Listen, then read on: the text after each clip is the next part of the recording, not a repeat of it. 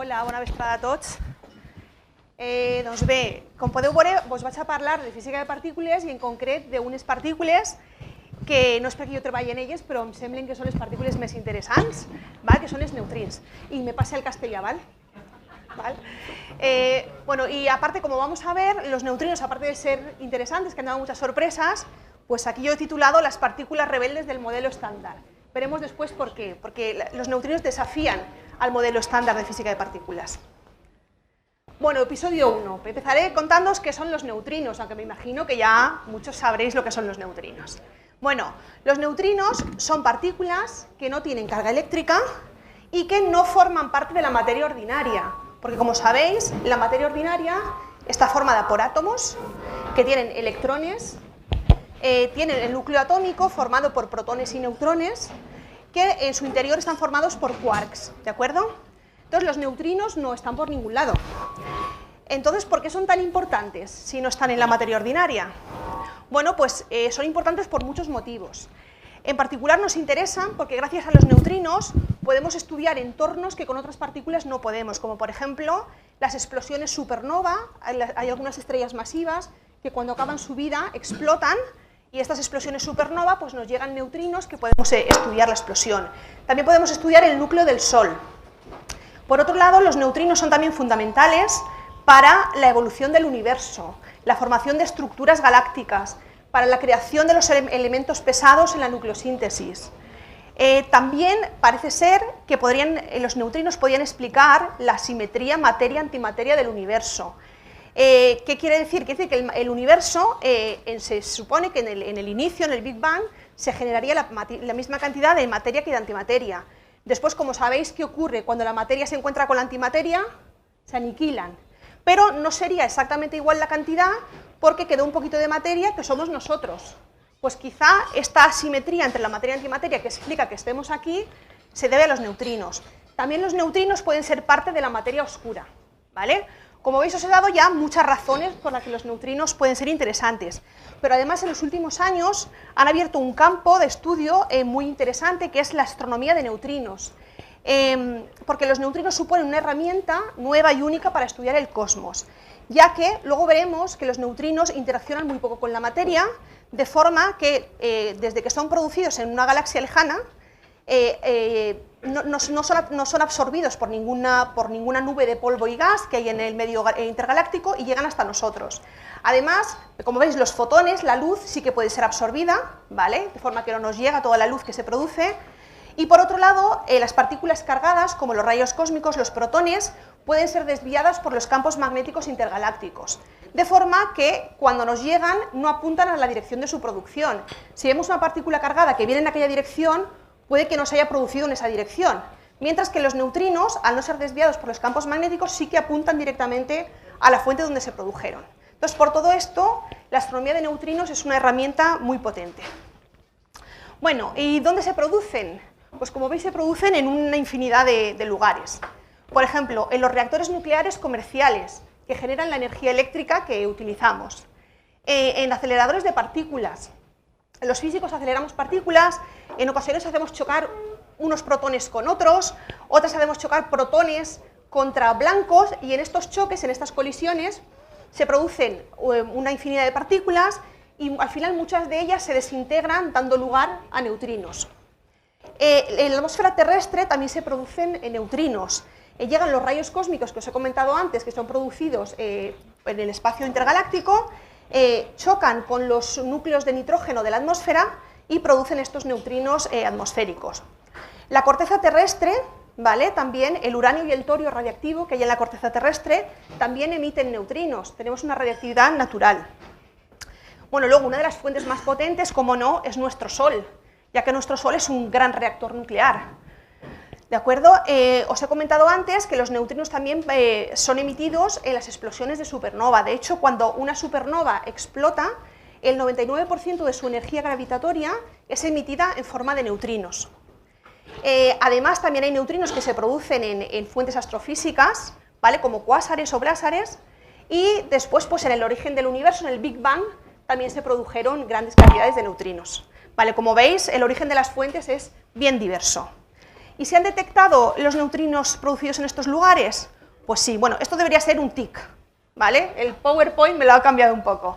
Pero como veis, se han detectado en todos ellos reactores, aceleradores, atmosféricos, corteza terrestre, los procedentes del Sol, neutrinos procedentes de una explosión supernova que tuvo lugar en el año 87, ¿vale? Llegaron como una veintena de neutrinos en aceleradores, en fuentes astrofísicas, y si bien los neutrinos producidos en el Big Bang no se han detectado directamente porque su energía es muy pequeña, sí que existe evidencia indirecta de su existencia. Vale, y para que os hagáis una idea, sabéis la variedad de fuentes, ahora vamos a ver los números. Os he puesto algunos números para que tengáis una idea de cuántos neutrinos nos llegan. Entonces, para que veáis, una persona media es atravesada cada segundo por unos 600 billones de neutrinos procedentes del Sol, cada segundo. Por unos 10.000 millones de neutrinos procedentes de un reactor nuclear, según la proximidad a una central nuclear, y por unos 50.000 millones de neutrinos producidos por la radiactividad natural de la Tierra. Y si os parece poco, nosotros mismos, ¿vale? El potasio radiactivo de nuestro cuerpo emite unos 4.000 neutrinos por segundo, ¿vale? Bueno, os habéis hecho una idea de cómo de numerosos son, pero en verdad los neutrinos son las partículas más abundantes solo después de los fotones. Aquí tenéis la gráfica con la densidad de partículas por centímetro cúbico, ganan los fotones, pero muy cerquita, pisándole los talones, están los neutrinos. ¿Ves? Protones, neutrones, electrones, quedan muchos órdenes de magnitud por debajo. Y de hecho, un metro cúbico del universo contiene del orden de 335 millones de neutrinos producidos en el Big Bang, pero menos de un átomo de hidrógeno. ¿Vale? Para que os hagáis una idea de que la rareza realmente son los protones, los átomos, no los neutrinos. Bueno, no sé si habréis oído en ocasiones a los neutrinos se les llama fantasmas, partículas elusivas. ¿Por qué es esto? Pues porque los neutrinos tienen una gran probabilidad de no interaccionar, ¿vale? Os he contado antes, cuando son producidos en medios en la galaxia, pasan de largo de las nubes de polvo y gas y llegan hasta nosotros sin interaccionar. De hecho, un neutrino tiene una gran probabilidad de atravesar 200 tierras seguidas sin interaccionar. Y si calculamos, por ejemplo, el recorrido libre medio en plomo, ¿vale? ¿Cuál es la distancia en plomo que ha de recorrer un neutrino antes de interaccionar? Pues es del orden de un año luz. Necesitamos un año luz de plomo para que un neutrino interaccione. Y entonces diréis, bueno, ¿y cómo los veis? Porque yo os he dicho que yo estudio neutrinos. Pues sí, los vemos. ¿Pero qué necesitamos para poder verlos? Pues bueno, primero, fuentes de neutrinos muy intensas. Pero yo os he contado ya que del Sol nos llegan billones cada segundo. Entonces eso más o menos está conseguido. Luego sí que necesitamos detectores muy, muy grandes, ¿vale? Porque con un detector grande aumentamos las probabilidades de que interaccione en los neutrinos. Por otro lado, queremos que la señal no se vea enmascarada por otras señales de fondo que nos puedan venir, por ejemplo, de los rayos cósmicos. Entonces se recurre normalmente a laboratorios subterráneos. La mayoría de experimentos de neutrinos que estudiamos están situados en laboratorios subterráneos a profundidades a veces de 1 o 2 kilómetros bajo tierra. Y bueno, hace falta mucha paciencia. Mucha paciencia quiere decir que tenemos que dejar los detectores bastante tiempo para aumentar la probabilidad, para aumentar el número de neutrinos que llegan. Y bueno, para que os hagáis una idea de los números, con un detector de 1 tonelada, teniendo en cuenta que nos llegan billones de neutrinos solares, pues podemos detectar varios eventos al día, ¿vale? Entonces, bueno, no es imposible, es muy difícil, pero si tenemos todos estos ingredientes, pues al final sí que conseguimos ver unos cuantos al día. Vale, os pongo algunas imágenes para que veáis algunos ejemplos de detectores de neutrinos. Este de aquí es Antares, está en el mar Mediterráneo, a 2,5 kilómetros de profundidad. Estas líneas están ancladas al fondo marino y está a una distancia de unos 40 kilómetros de la costa enfrente de Marsella. En este caso, el volumen que se utiliza para ver los neutrinos pues es el mar Mediterráneo, toda la extensión del mar Mediterráneo que abarcan estos detectores con los que ven la luz que producen las partículas después de interaccionar con los neutrinos. Este otro experimento, Super Kamiokande, se encuentra en Japón y contiene 50 kilotoneladas, 50.000 toneladas de agua ultrapura y está situado a 1 kilómetro de profundidad en una mina. Y después, un poco el más impresionante en mi opinión, es este Ice Cube, que se encuentra enterrado en el hielo del Polo Sur. ¿Vale? Aquí no sé si lo veis muy bien, os he puesto a escala la Torre Eiffel, ¿vale? Esto es la Torre Eiffel y el detector llega hasta una profundidad de 2,5 kilómetros, tiene 80 de estas cadenas con los detectores para ver la luz que se produce cuando llegan los neutrinos. En este caso, el volumen del detector es 1 kilómetro cúbico de hielo, ¿vale? Bueno, pues ahora que sabéis lo que es los neutrinos, os cuento un poco el modelo estándar, muy rapidito, ¿vale? Sin entrar en mucho detalle. El modelo estándar, bueno, pues sabéis, os he contado antes, cuando veíamos la estructura de la materia, teníamos los átomos con los núcleos con protones y neutrones formados por quarks. O sea, los protones y neutrones están formados por estos dos tipos de quarks, up y down, y luego tenemos en el átomo los electrones en la nube alrededor del núcleo, y luego el que os contaba, el neutrino, ¿vale? Que a priori no se encuentra, no es un elemento de la materia ordinaria, pero sí que se produce cuando un neutrón que se encuentra en estado libre, no es una partícula estable, entonces se desintegra a un protón, un electrón y un neutrino, ¿vale? Por eso aparece ligado con esta familia de partículas. Siempre que tengamos un neutrón, se desintegrará a un neutrino. Bueno, pues estas son las partículas que conforman la mayor parte de la materia que conocemos. Pero los físicos hemos ido a aceleradores, como os contaba antes, hacemos chocar partículas a energías muy altas, o estudiamos los rayos cósmicos, que también son partículas con energías muy altas, y nos encontramos que esta estructura de partículas se repite en dos familias más, ¿vale? Tenemos esta primera familia y dos otras familias que son equivalentes a la primera, solo que con masas más grandes. Por ejemplo, nos encontramos 4 quarks más, ¿de acuerdo? 2 compañeros más pesados del electrón y 2 compañeros del neutrino, ¿vale? Entonces, esto sí que serían todas las partículas que forman la materia. Además, estas partículas se hablan entre ellas, interaccionan, mediante las fuerzas fundamentales, que es como llamamos los físicos a estas interacciones. Y estas interacciones ocurren utilizando partículas mediadoras, ¿vale? Por ejemplo, están los gluones, que son las partículas que median la interacción fuerte, que es la interacción que sienten los quarks, y es la interacción que mantiene protones y neutrones ligados en los núcleos de los átomos. Después están los fotones, que son las partículas mediadoras de la interacción electromagnética, ¿vale? Es básicamente la luz. Y después tenemos una tercera interacción, que es la interacción débil, por la cual el neutrón, os contaba antes, el neutrón se desintegra a un protón, un electrón y un neutrino, eso ocurre por esta interacción, y en este caso las partículas mediadoras son estas dos, el bosón Z y W. Bueno, y acabaría aquí la historia, ¿o conocéis alguna partícula más? Vale, falta el bosón de Higgs, muy bien, que se descubrió en el CERN en el año 2012, ¿vale? Como ya seguro que sabéis, pues es responsable de las masas de las partículas elementales. Bueno, esto es el modelo estándar, ¿vale? Esto es como la tabla periódica de los físicos, ¿vale? Y es no solo el contenido de partículas, sino también las interacciones, cómo se hablan entre sí las partículas. Entonces aquí nos centramos en estas tres de abajo, los neutrinos. Entonces, ¿cómo son los neutrinos según el modelo estándar? Según el modelo estándar hay 3 tipos o sabores de neutrinos, porque los físicos a estos 3 tipos de neutrinos les llamamos sabores. A los tipos de quarks les llamamos colores, a los tipos de neutrinos sabores. Bueno, pues hay 3 sabores de neutrinos. El modelo estándar nos dice que son partículas que no tienen masa, igual que los fotones, y que solo interaccionan con otras partículas a través de la interacción débil, ya que no tienen carga eléctrica, por lo tanto no interaccionan electromagnéticamente y no tienen color como los quarks y no interaccionan según la interacción fuerte, ¿vale?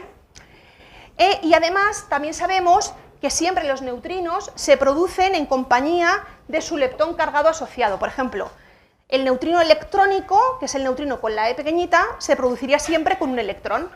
El neutrino muónico siempre con un muón y el neutrino tau siempre con un tau, ¿vale? Siempre se producen con estas parejas. Esto nunca se va a producir, según el modelo estándar. Según el modelo estándar, nunca vamos a tener un neutrino electrónico que se produzca con un muón, ¿de acuerdo? Bueno, entonces, ¿cómo ocurre la detección en el modelo estándar?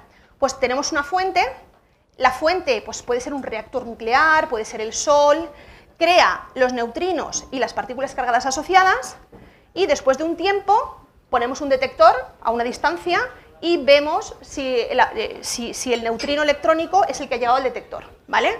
Entonces, según el modelo estándar, si se ha producido este neutrino, cuando lo detectemos tenemos que ver un electrón, ¿vale? Y lo mismo con los otros sabores.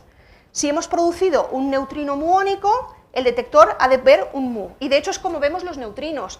porque los neutrinos son partículas neutras que no se ven en sí en los detectores. Lo que vemos es la luz que emiten las partículas cargadas producidas, ¿vale? Bueno, pues esto sería hasta aquí cómo son los neutrinos en el modelo estándar. Pero yo os he dicho que son rebeldes, ¿vale? Y que se rebelan un poco con contra las reglas del modelo estándar. Vamos a ver cómo. Todo empezó con el Sol, ¿vale? Toda la rebelión. El Sol, os he dicho antes, que es un reactor nuclear gigante, ¿vale? Y produce neutrinos. No sé si podéis ver aquí bien la ecuación. Bueno, al final existen diferentes reacciones nucleares en el Sol que se resumen básicamente en que se cogen 4 protones, se unen y dan lugar a un núcleo de helio, 2 positrones y 2 neutrinos electrónicos, más energía, ¿vale? Hay diferentes ciclos, pero siempre el resumen es este. El Sol coge 4 protones y crea un núcleo de helio, 2 positrones y un neutrino, ¿vale? Entonces, existía un modelo del Sol, ¿vale? Creado por este señor en Estados Unidos, que de acuerdo a las ecuaciones del fluido del Sol, calculaba cuál era el número de neutrinos que deberían salir del Sol y sus energías, ¿vale? Entonces calculaba que de toda la luminosidad del Sol, el 2% irían neutrinos, y se calculó que llegarían a la Tierra unos 6 por 10 a la 10 neutrinos por centímetros cuadrados por segundo, ¿vale? Esta era la predicción del modelo estándar del Sol. Entonces llegó este señor, Raymond Davis, y dijo, pues vamos a ver si es verdad, ¿vale? Y el señor llegó y plantó un detector, ¿vale? Con 615 toneladas de percloroetileno, ¿vale? Y lo plantó en una mina de oro. ¿Os acordáis que hace falta un detector grande, por eso tantas toneladas, y que esté en un laboratorio subterráneo para evitar la radiación ambiente? Entonces el señor puso este detector tan grande en una mina de oro en Dakota del Sur, a finales de los 60. Y su intención era pues ver si realmente veía todos los neutrinos que el modelo solar decía que se producían. Vale, la reacción, esta es la reacción que tenía lugar en el experimento. Llegaba el neutrino solar, interaccionaba con el cloro del detector y producía argón y electrones. El argón era radiactivo, después de un tiempo se desintegraba, contaban el número de desintegraciones y sabían el número de neutrinos que habían llegado, ¿vale? Entonces él contó el número de neutrinos que habían llegado y, para su sorpresa, este era el número predicho de neutrinos y él veía como un tercio. Entonces, claro, y estuvo muchos años midiendo y siempre veía un tercio. Entonces, bueno, en ese momento pues se pensó que quizá el modelo del Sol estaba mal, que quizá el detector estaba mal, y había una tercera posibilidad, que los neutrinos hicieran algo por el camino, ¿vale? Entonces, bueno, estuvieron mucho tiempo considerándose todas las posibilidades y ahora luego os contaré qué pasó. Pero este es el inicio de la rebelión de los neutrinos. Pero hubo otra rebelión, ¿vale? Además de los neutrinos del Sol, os he contado que hay unos neutrinos que se producen en la atmósfera, ¿vale? Cuando llegan los rayos cósmicos, interaccionan con los núcleos de la atmósfera y producen estas partículas llamadas piones, que van desintegrándose y al final producen neutrinos de tipo muónico y electrónico, ¿vale? Entonces se estudiaba cuál era el número de neutrinos que se esperaba en los detectores subterráneos de cada tipo de neutrinos. Bueno, pues se observó que los neutrinos de tipo electrónico estaban bien, se observaban los que predecía la teoría, pero los neutrinos de tipo muónicos eran realmente menos de los esperados. Y además se observó que este déficit, o sea, la cantidad de neutrinos que faltaba, no era constante, dependía de la dirección en la que llegaban los neutrinos. Si mirabas los que venían por arriba, faltaban menos, pero si mirabas los que venían por abajo, que habían atravesado toda la Tierra hasta llegar al detector, ahí faltaban más, ¿vale? Y al final, estas anomalías solo era posible explicarla teniendo en cuenta que había habido una conversión en el tipo de neutrinos del tipo NuMu, que se producía aquí, al tipo NuTau, ¿vale? Que era el tercer tipo de neutrino.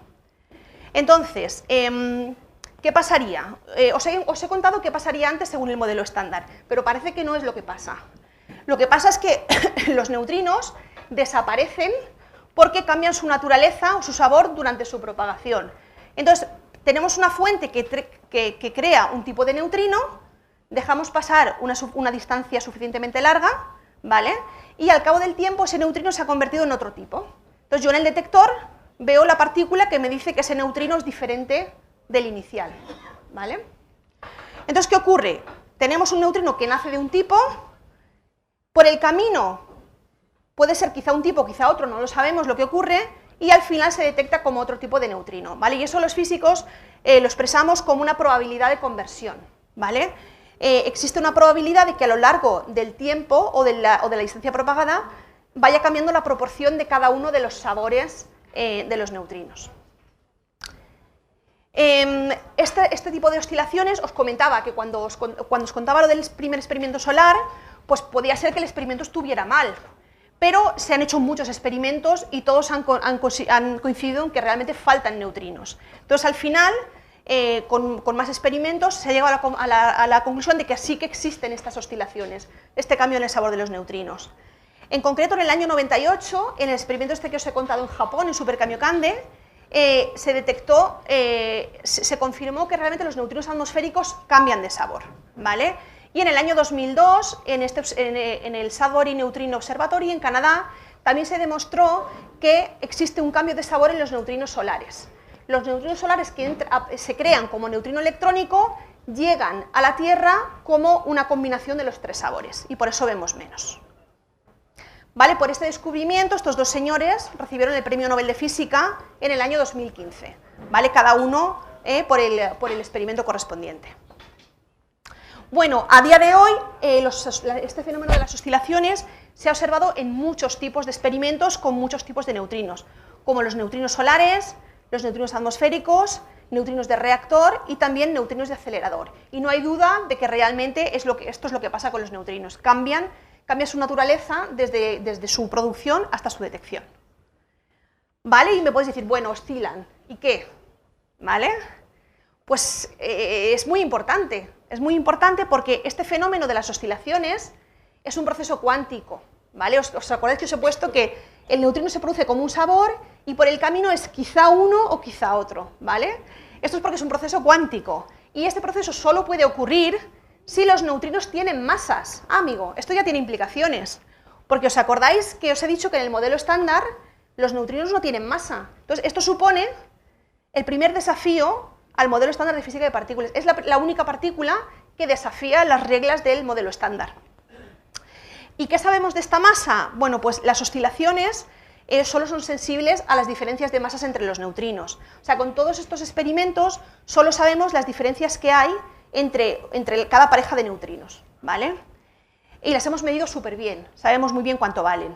Pero lo que no sabemos es cuál es la escala de masas, ¿vale? Sabemos las diferencias entre ellos, pero no la escala total.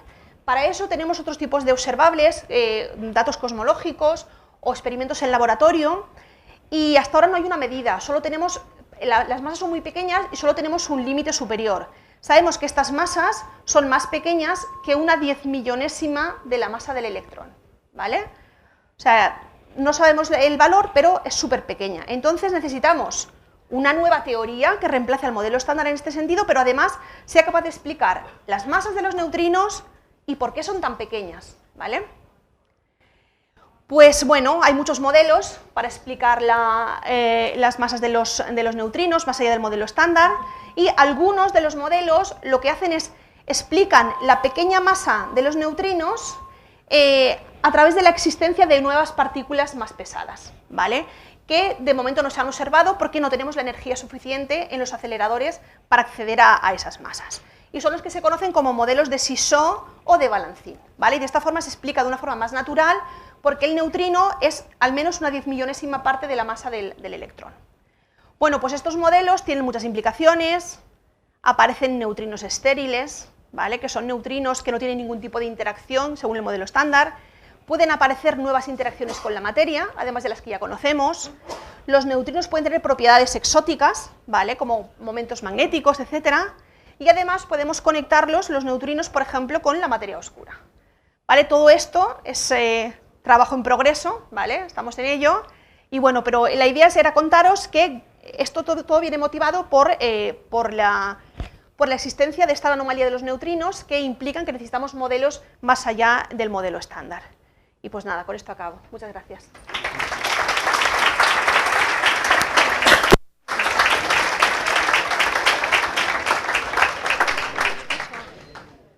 Bueno, pues encetem un turno de preguntes. Si algú vol preguntar.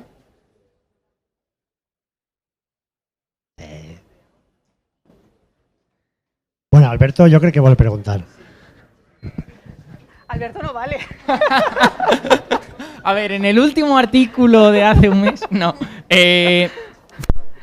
Has dicho varias cosas, yo creo que son interesantes, pero yo quiero que nos elabores un poco más sobre las diversas posibilidades para explicar la masa de los neutrinos. Porque, por ejemplo, en el modelo estándar hay una partícula que es el Higgs, que da masa a todas las partículas. ¿Por qué no puede ser el Higgs el que dé masa a los neutrinos, por ejemplo, no?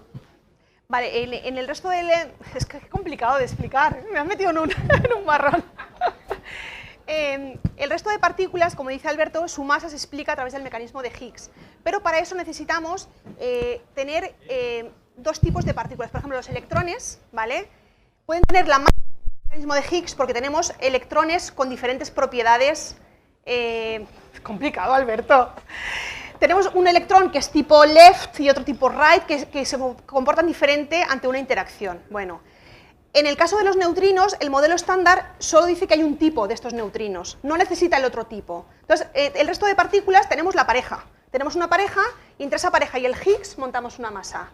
Los neutrinos, el modelo estándar no necesita la pareja del neutrino, porque no va a interaccionar. Entonces, esa pareja no existe. Entonces, como no existe, el modelo de Higgs no puede explicar, con el Higgs no se puede explicar. Entonces, claro, aparecen todos lo que os he contado, los modelos de Sisson, que introducen nuevas partículas mucho más pesadas, de forma que hacen el papel del Higgs de alguna manera. Hacen el papel del Higgs y le dan la masa a los neutrinos. Pero es complicado, explicar. Perfectamente explicado. No sé si ha quedado claro.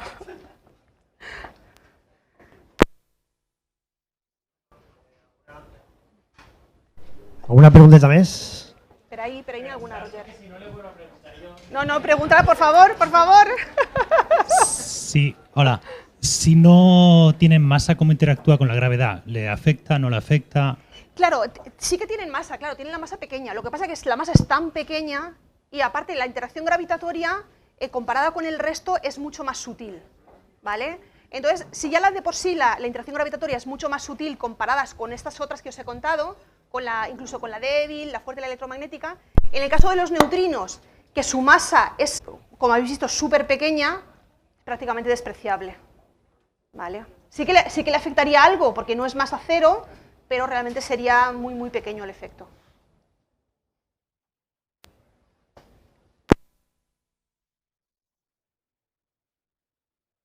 Hola. Por la presentación, quería preguntarte, las oscilaciones de sabor de los neutrinos, ¿a qué se deben? ¿Existe alguna otra partícula que también tenga esas oscilaciones de sabor? ¿Y cuál es el periodo de oscilación del sabor y de qué depende? Depende, a ver, es que es difícil. Me dan 2 horas y lo explico. A ver, ¿ves cómo depende la oscilación?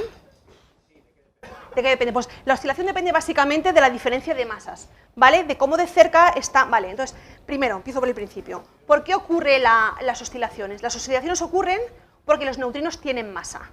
Entonces nos encontramos que existen los neutrinos que tienen el sabor definido, el NUE, NUMU, NUTAU que os he contado, que son los que interaccionan débilmente, y al tener masa no tienen por qué coincidir con los estados que tienen masa, ¿vale? Entonces tenemos como 2 conjuntos de estados, ¿vale? Y como esos conjuntos de estados son diferentes, pues puede que haya esta oscilación entre ellos. Entonces, ¿de qué depende? Depende de cómo es la diferencia de masas entre estos estados.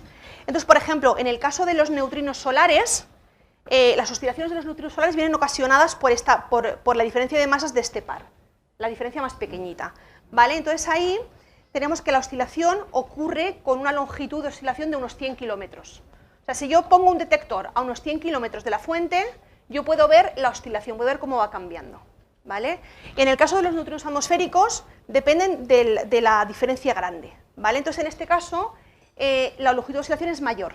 Necesito miles de kilómetros para poder apreciar la oscilación, ¿vale? Entonces, depende básicamente de eso. Bueno, luego depende también de la energía que tengan las partículas. Las partículas, por ejemplo, los neutrinos solares son menos energéticos que los atmosféricos, entonces eso también impacta en cómo se comporta la oscilación.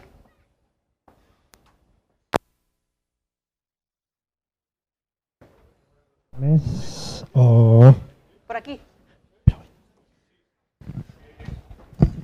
Quería saber si se está utilizando estos experimentos con neutrinos para hacer astronomía, basándose en ellos, es decir, localizar fenómenos astronómicos, supernovas, agujeros, lo que haya por ahí. Vale, entonces, para supernovas os he contado que sí que se detectaron una veintena de neutrinos de una explosión de supernova que ocurrió en el año 87. Ahí fue un poco por casualidad porque tenían preparado este detector Super Kamiokande, ¿vale? Y justo lo acaban de poner en marcha. En ese momento explotó la supernova, ¿vale? Y fueron capaces de observar un número de neutrinos. Ahora hay muchos más detectores, más grandes, a la espera, pero no sabemos cuándo se va a producir la próxima supernova. Parece ser que por los cálculos ya debería ir tocando una supernova que se observara. Entonces sí que hay un montón de detectores conectados. Existe un sistema que se llama un sistema de alarma de supernovas, porque claro, lo interesante también que no he contado es que los neutrinos de las supernovas llegan antes que la señal de luz. Entonces, esta red de detectores de neutrinos que están a la espera de ver neutrinos de una supernova, ¿cuál es su objetivo? Aparte de, por supuesto, medir los neutrinos, alertar a los telescopios, porque como los neutrinos llegan antes a la Tierra, entonces la idea es que este sistema de detectores está conectado a los telescopios para avisar, oye, han llegado neutrinos, preparar, apuntada ya, porque viene una supernova allá, ¿vale? Entonces se utilizan y recientemente se ha detectado también, bueno, se han detectado en este experimento que os he contado de la Antártida, en IceCube, se han detectado neutrinos astrofísicos de energías muy altas, y se ha encontrado uno de estos neutrinos, se ha podido identificar la fuente. Parece ser que se ha identificado la fuente que viene como de un blazar, ¿vale? Es la primera vez que se apunta a cuál es el origen del neutrino que ha llegado al detector. Entonces, bueno, pues con esto se inicia la astronomía de neutrinos. En cuanto has comentado también de las ondas gravitatorias o de los... Bueno, hacen la misma labor entonces que las ondas gravitatorias. Claro, exacto, sí. Sí, sería sobre todo para eso. Y bueno, y para estudiar. Ves fenómenos Diferentes, claro. Claro, o sea, quiero decir, con neutrinos vas a ver cosas que producen partículas de alta energía que se desintegran y con ondas gravitatorias vas a ver objetos masivos moviéndose. Porque, por ejemplo, el merging de los agujeros negros que han visto en LIGO recientemente, esto no daría señal en neutrinos. Pero si, por ejemplo, el otro evento que han visto, que es el colapso de dos estrellas binarias de neutrones, eso sí que puede tener señal en física de partículas. Y de hecho se ha observado simultáneamente con las ondas gravitatorias que llegaron del colapso de las dos estrellas de neutrones, se han observado señales de radiación electromagnética, de fotones, pero de neutrinos no. Porque la señal de neutrinos sería muy débil. Se ha buscado en esa misma dirección, pero simultáneamente con las estrellas de neutrones se han visto solo fotones, no neutrinos, por el momento.